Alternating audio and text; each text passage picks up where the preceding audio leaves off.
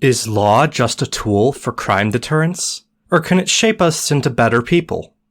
What happens to a society when order is maintained through fear? Is it possible to order society around a shared pursuit of goodness? And if so, how can we reframe law to act as an instructor rather than a mere set of restrictions? All of that and more in today's video.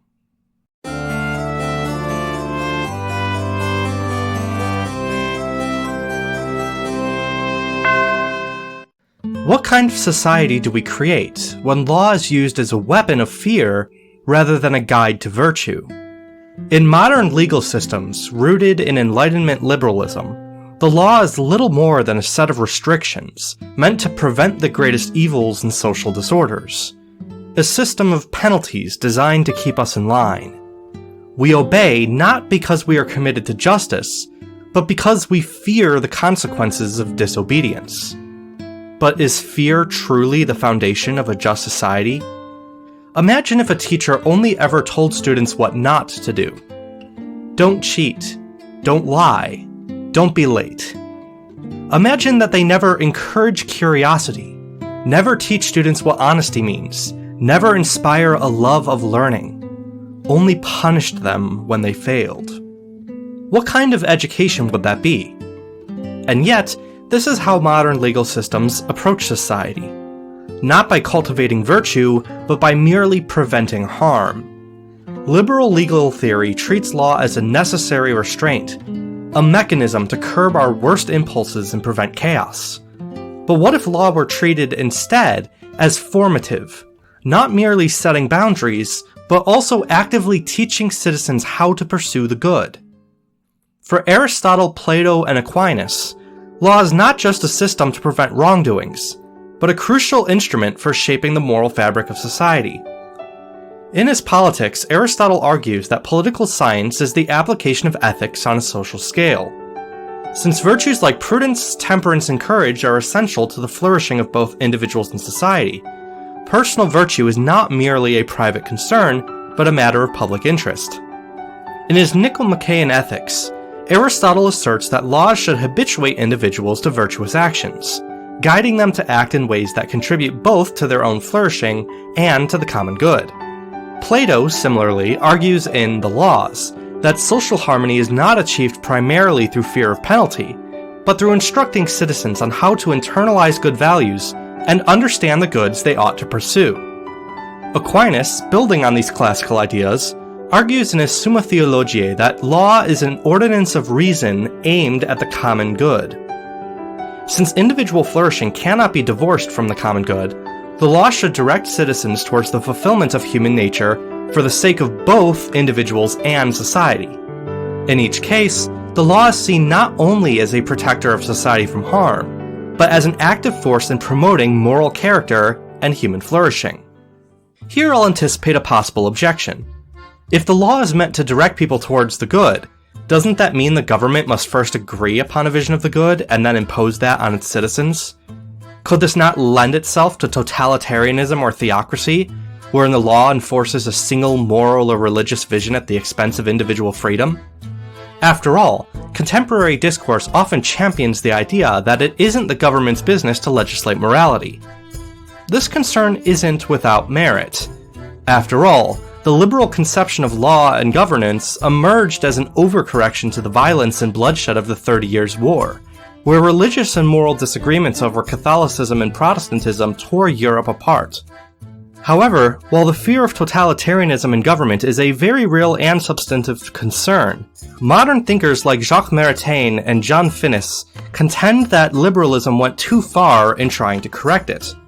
According to Maritain, while the government must respect human dignity and preserve liberty as a precondition for authentic human flourishing, laws nevertheless cannot be reduced to a merely positivist approach. If the government seeks only to prevent the greatest evils while avoiding conversations about what goods a society and its citizens ought to pursue, society can never become truly progressive. Legal systems that leave matters of the common good entirely to individual initiative fail to address matters of social justice that inextricably involve goals to be worked towards, not simply evils to be avoided. As mentioned in my short on the nature of liberty, freedom cannot be reduced merely to freedom from something, but rather must be freedom for something. Otherwise, liberty inevitably devolves into license and directionlessness. Consequently, Finis asserts that the law must aim for integral human development for all people, fostering human flourishing through the pursuit of universally valued and common goods like knowledge, friendship, and justice.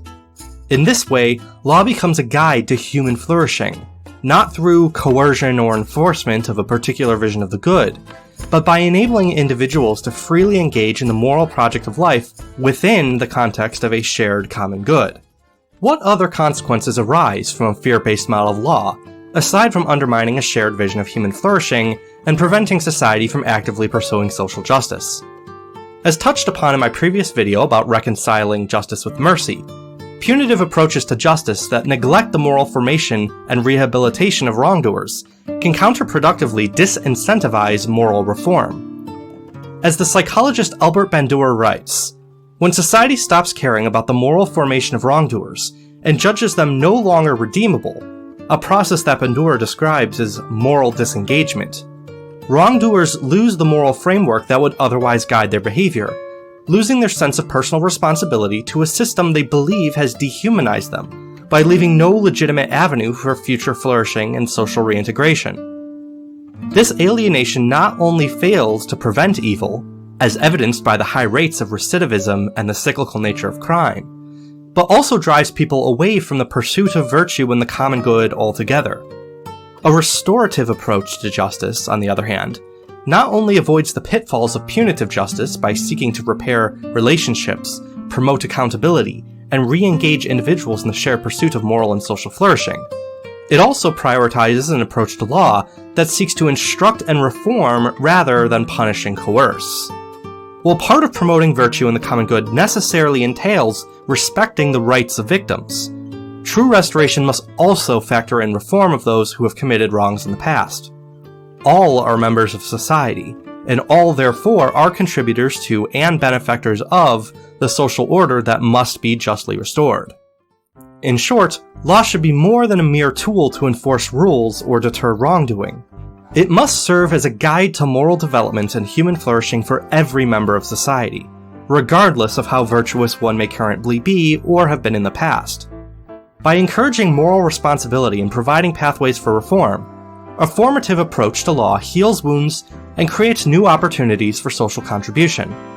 Restorative justice, rather than alienating individuals into cycles of crime and despair that remove them from society at best, or cause them to become antagonists of society at worst, offers a practical framework that ensures the law becomes a force for growth and social cohesion. If we want a legal system that truly supports human flourishing, we must move beyond punitive measures that merely seek to prevent the greatest evils and embrace the law's potential as a teacher of virtue. What do you think? Should laws focus more on deterrence or moral development? I'd love to hear your thoughts in the comments below. If you like this video, don't forget to subscribe and hit that bell so you can be notified when new videos are released. Also be sure to like this video so that YouTube recommends it to others. If you would like to support this channel for as little as $1 a month, you can also become a supporter on Patreon. Links in the description of this video. We are all on a journey, constantly shaping who we are and who we can become. The law, like any good guide, should help us walk that path with integrity, encouraging us to strive for the good in ourselves and others. Let's recommit ourselves to promoting the common good together.